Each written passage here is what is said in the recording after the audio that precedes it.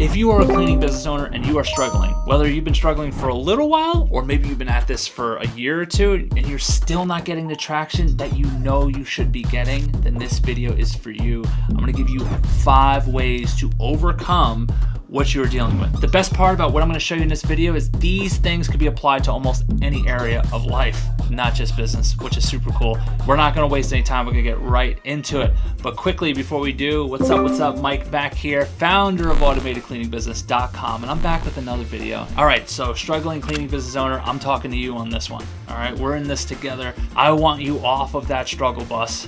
I want you thriving as soon as possible. And these are what I'm gonna show you here. It's all actionable. And I mentioned evergreen before.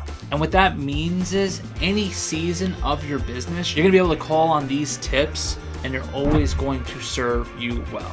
I know that because these are things that I learned from my mentors in the very beginning. And guess what? Still to this day, whenever there's something that comes up in any one of my businesses, I still call back to these things and they are incredibly helpful. So let's jump right into the tips, starting with number 1. Okay, the number 1 tip to overcome these struggles, something that you're gonna need in every season of your business, is patience. Yes. Do we want to go fast? Yes. Sometimes as entrepreneurs, especially new entrepreneurs, we just see that there are people up there hitting monster numbers and goals, and we set our goals really high and we're not getting there, right? And in reality, the reason why we're not getting there is because we're thinking about the game all wrong. See, we're too focused on everyone else and we're not focused enough on what we're doing, right? I know that was a struggle for me in the beginning because I would listen to the podcast, all the popular podcasts. I would listen to, all the self-help books, and I would see people go from, rags to riches and do it relatively quickly. And then I'd be like, I want that. I need to do that. I have no other options. So I have to go all in and I have to grow super fast. And you know what? It was making me miserable. And it wasn't until I talked to one of my best mentors ever at the time. And, he told me, he was like, the reality is, Mike, people are selling books and they're on talk shows. And sometimes telling people kind of how fast you did it is just a way of getting people to be more interested in what you're talking about. But in reality is, you don't know what that person went through. So don't compare their situation to yours. I thought about that and I'm like, man, I'm so guilty of that. I watch all the popular podcasts and I'll see someone, turn everything over overnight without any work, and it seems so easy, and it was driving me nuts. When in reality, instead of comparing yourself to everyone else, you just need patience. You need patience to know that as long as you stick with this, as long as you promise yourself to see it through, you will see it through. Now, when it comes to speed, if you're just saying, yeah, Mike, but I need speed, there's no other way around it. If you want speed, you got to figure out what you don't know, learn it, and then that'll help you get there a lot faster. But patience, no matter what, is the key. Let's get to number 2. Okay, tip number 2 for getting off that struggle bus with your cleaning service is why. Why? Yes. Remember your why. I remember once reading this book by this guy named Simon Sinek, and I believe it was 2 books. I believe the one I'm referencing, the first one, was Start With Why. That was a game-changing book for me because it took my brain from thinking about flashy cars and just a big house, and it got me thinking more in terms of my family and all of these things I'm really doing this business for.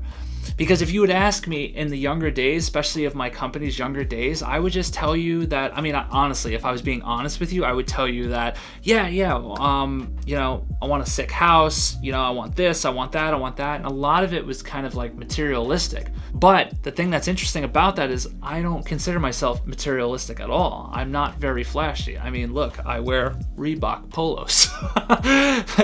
But the point is that I would tell you that. So that was kind of pushing me to work, but in reality, that wasn't my why. So whenever things got really tough, I considered quitting a lot in the beginning. It's kind of crazy to think about. What exists now wouldn't exist if I quit. But thankfully, I read that book, and that was such a great thing to help me focus on my true why. See, my true why has really nothing to do with cars and clothes, and it has everything to do with my family and the freedom, and just knowing that I trailblazed a path for my family to where my children and possibly nieces and nephews, if they're ever miserable at their job and thinking like, is there any more for me in this life, they can kind of see what, we've done, and then there's a blueprint for them. That gets me excited. I mean, that's a why for me that's powerful. That helps me charge through any challenging times. So for you, think about your why. If you're in America, right, what's the American dream, right? It's the house and it's all that stuff, right? Whatever your dream is, it's not wrong to want those things, but if you dig deeper, that's probably not why you're doing it. But if you dig down deep, you'll probably realize that that's not why you're doing all this. You're probably doing it more for family. You're probably doing it more for just things that aren't materialistic. Again, like I said, it's not wrong by themselves, but it's probably not what's driving you. Find that driving force. It'll get you through every storm. Let's get to number 3. All right, before we get to number 3, it's a good one. Before we jump into that though, hit me with a like button if you find this video valuable. If not, don't do it. And also subscribe. Let's get to it. All right, tip number 3 to get you off of that cleaning business struggle bus, get you off of that bus and on to just greater things is extreme ownership.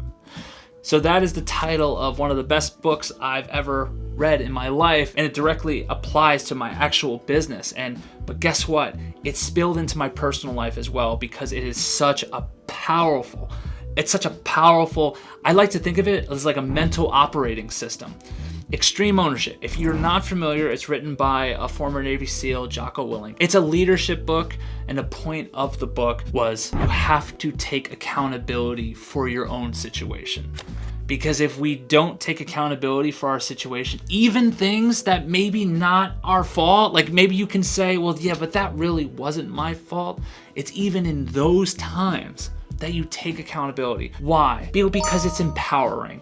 Because if everything is everyone else's fault and there's nothing wrong with what I'm doing, then how do we ever get better? And then also it kind of puts us in a position where we're a little bit a victim of our own circumstances and we're not in control. And I don't know about you, but I hate that feeling. I hate feeling like something is out of my control. Now I realize there are things out of my control, but it's so much more empowering that even when somebody on my team, let's say, makes a big time error, I don't rush and just say, oh, this is your fault. You did this all wrong and now everyone on a team is unhappy with you. Instead, I like to think internally and say, could I have trained this person better? Is there something in my system that maybe wasn't clear enough? Could we have been clearer with our expectations so this person maybe might not have made that mistake? That thinking is radical nowadays for most people. And if you haven't read that book, I highly recommend it. Do yourself a favor, take Extreme Ownership, start doing it immediately. And if you haven't read that book, I highly recommend it. Let's get to number 4. All right, tip number 4 to stop struggling with your cleaning service and get on track towards your goals is bottlenecks. Yes, you must locate your bottlenecks.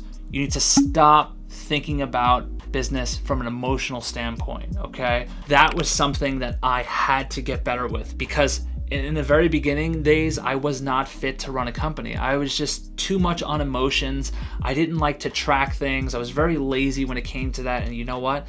I was always solving problems based on emotions. And let me tell you something right now. More times than not, your emotions are wrong. That's right. More times than not, what you think is the problem isn't the actual problem.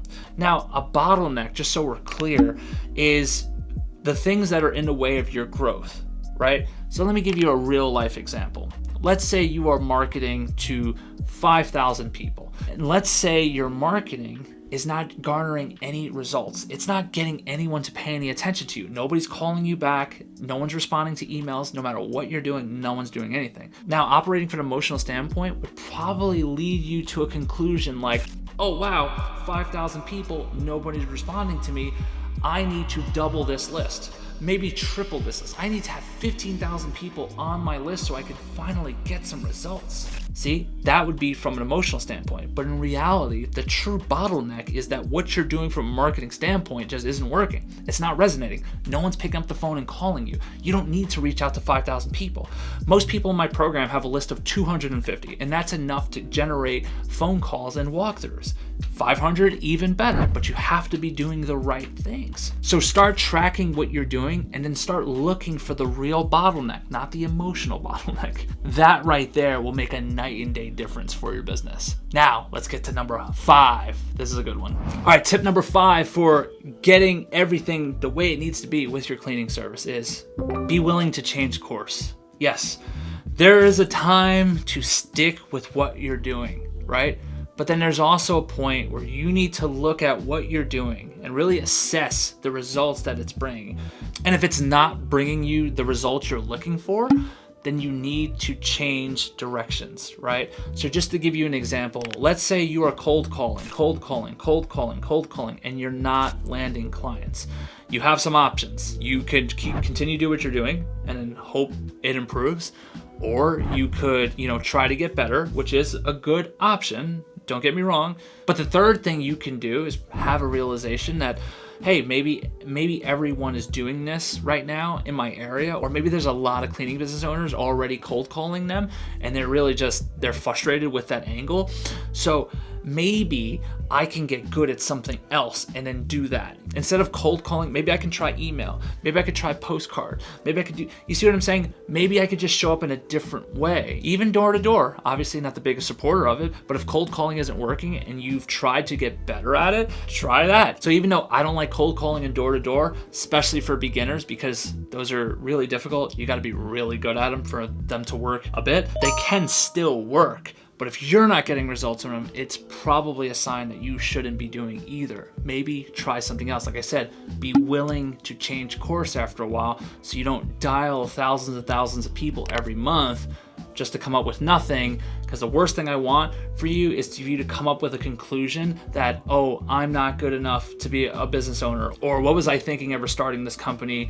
I'm just gonna quit and go back to my day job. I don't want you to ever have that feeling. So be willing to change course before you ever consider the Q word.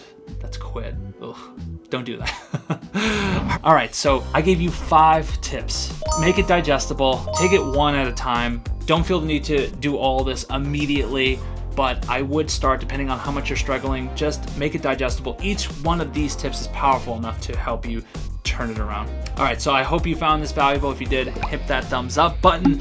If you like myself and my team's personal help, click the first link in the description. And if you're looking for more cleaning business tips, watch this video right here. I'll see you over there.